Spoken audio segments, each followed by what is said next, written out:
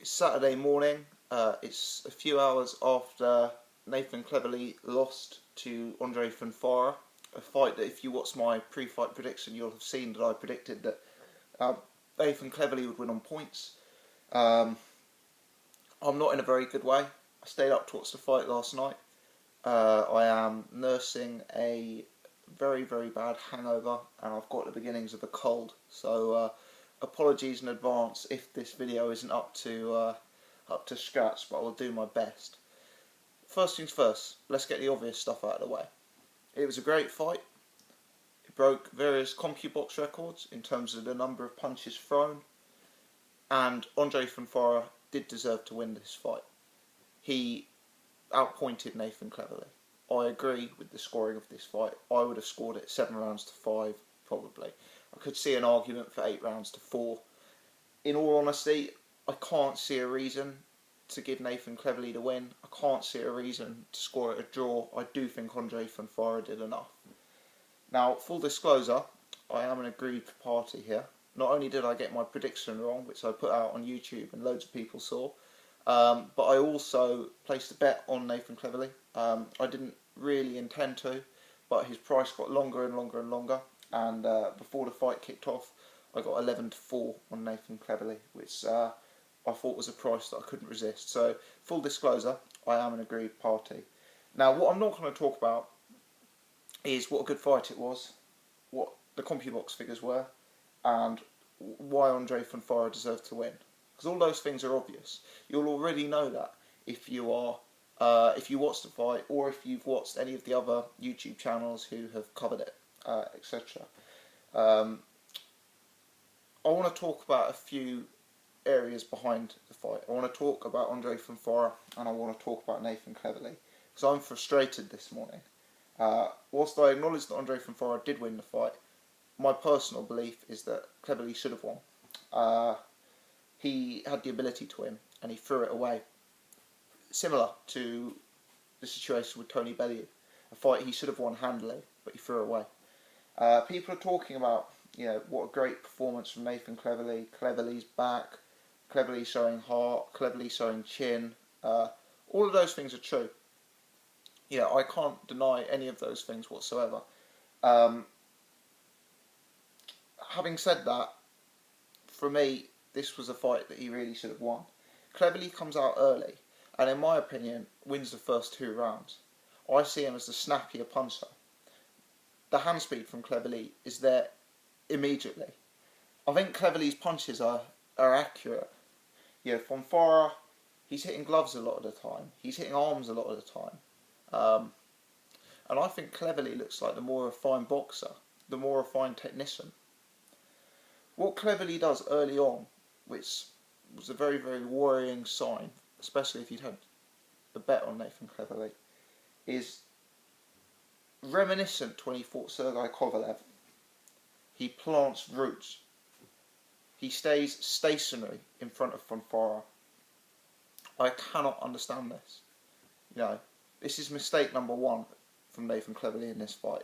And this is possibly the most costly mistake. You've got a guy in Andrzej Fonfara who's basic, but who's tough, who's strong, and who likes to fight you inside a phone box. So, what do? Bearing in mind that you're a boxer with limited punching power, you stand in the pocket with them. You trade. You try and throw hooks and uppercuts up close against a guy with greater punching power. Against a guy who's apparently more durable. Now, not only does that play into his hands, but you also take away your advantage. Because where Cleverly looked at his best was when he was throwing a jab, was when he was boxing from outside.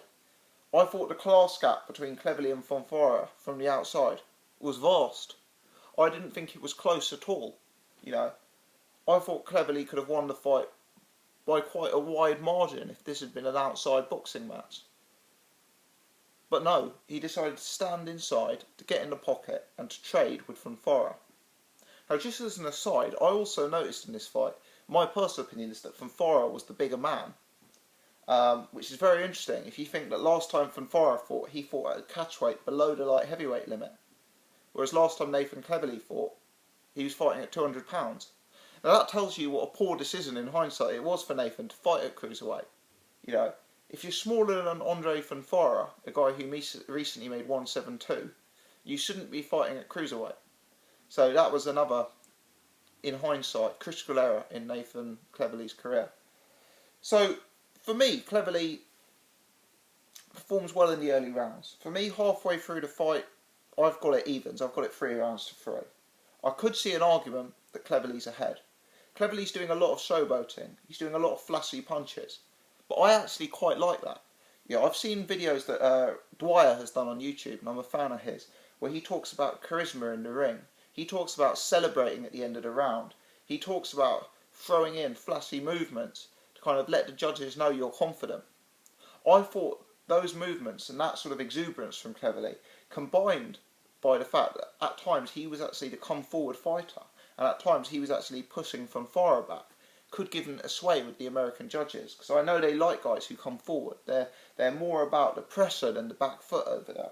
So I thought Cleverly was well in the fight at halfway, well in the fight.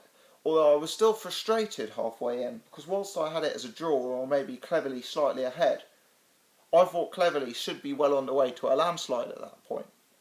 When Cleverly was jabbing and moving, the gap was vast. But as I say, he planted roots. He gave up all his advantages and he played right into Andrzej Fonfara's game. Yeah, Fonfara, to be honest, like, he was doing well. Fonfara's likeable. He comes for a fight. He's gritty. He's determined. He's not afraid to take a punch to give one back. But Fonfara is basic. Is basic. Let me say this now.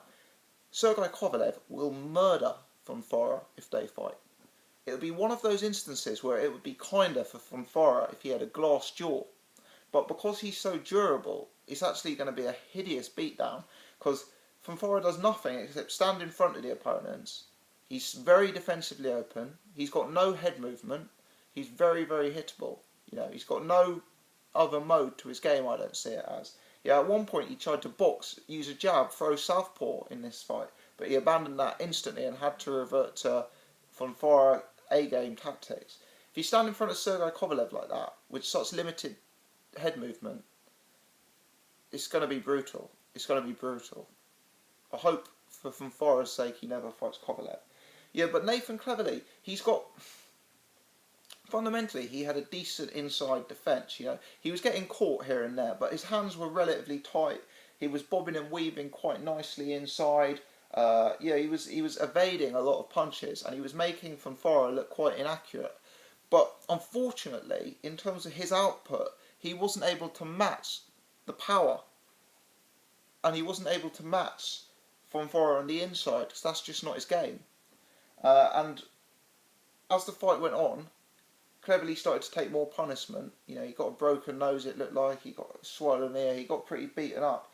And by the time the fight was over, the will had really been beaten out of him. He didn't celebrate as if he'd won the fight. And he pretty much sort of stood there clapping as Fonfara won, you know. Yeah, Cleverly performed with credit. Yeah, he took numerous rounds off a good fighter. Yeah, he showed heart in making the distance. But I'm annoyed, because I really think Cleverly had the tools to easily win this fight. Just like I think he had the tools to easily win the Bellew fight, even though it was at a completely inappropriate weight class. So you've got to ask yourself here, why is Nathan Cleverly losing these fights? I mean, he must know that it would be beneficial to move around the ring rather than planting roots. If he has listened to anyone in boxing, he'll have heard that analysis after his fight with Sergei Kovalev. Why is he ignoring that advice? What is his trainer doing in the corner? I mean, a lot of the ringside coverage was of Fonfara's corner, so you couldn't get to hear what his trainer was saying. But you've got to ask yourself, like, why was his trainer not giving him the advice to move and jab? Why was Cleverly not doing that? It was so obvious. So obvious. The way I look at it is Nathan Cleverly genuinely has capabilities to be one of the top British fighters. He doesn't have power, but he's athletic, he's very durable, he's got fast hands, and he can be a technician, but he's just negating his positives, and he's losing to fighters like Fonfara and fighters like Tony Bellew, who in my rate are second tier, predictable guys. And these losses are turning Nathan Cleverly effectively into a high class journeyman. And that's where his career is at present after these losses. It can go one of three ways. Number one, he could retire. Number two, he could be used as a measuring stick for prospects, send him over to get beaten up by Better Biev, that sort of thing. Or number three, which is what I hope he does. He's 28 years old. He's still got a lot left. He needs to commit to boxing. He needs to leave Wales. He needs to leave his trainer. He needs to leave his home comforts. And he needs to sign up with a top trainer. In London, in the States. And I think he needs to go back to basics here. He needs to have one or two warm-up fights and fight for the British title. Get some confidence back. Get some winning streak back. Because if he makes edits to his game, obvious edits, he's still got a lot left. But the point is that he's choosing not to make these edits. Everyone was saying how he was too stationary against Kovalev, and yet he makes the same mistake again. I don't understand how. I think he really needs to make a fundamental change. He needs to pull himself away and start again. Fight for British title, fight for the European title, because he's got the skills to win those belts comfortably. But he needs to try rebuilding his game against a lower level of fighter rather than even the Tony Bellews of this world right now, because he's not doing well at this level of competition, and it's disappointing. It is a story of wasted talent, I personally believe. As for Fonfara, yeah, he's likeable, but he's very beatable, very beatable. It's not hard to school this guy from the outside. And when he comes up against a really big puncher, I know he's done well against Adonis Stevenson, and I know Adonis Stevenson's a really big puncher, but I just think if he fights Sergey Kovalev, he will get murdered. He's so predictable, he's so open, he's straight upright, he's got no head movement. I think Sergey Kovalev will ruin him, damage him permanently. Stylistically, that fight is terrible for Fonfara because he's so durable. He'll probably take 5 or 6 rounds of an absolute, one of the worst beatings you'll see out there. Great fight to watch. Very, very entertaining action. Huge amount of leather thrown. I can't help feeling it's a wasted opportunity for Cleverly. Let me know your thoughts on this fight. How did you see it go? Do you agree with my analysis? If you've enjoyed this, please click thumbs up. I'd appreciate it. Thanks a lot for watching. And also, follow me on Twitter @BoxingGossip. I need to get my Twitter followers up. Thanks for watching.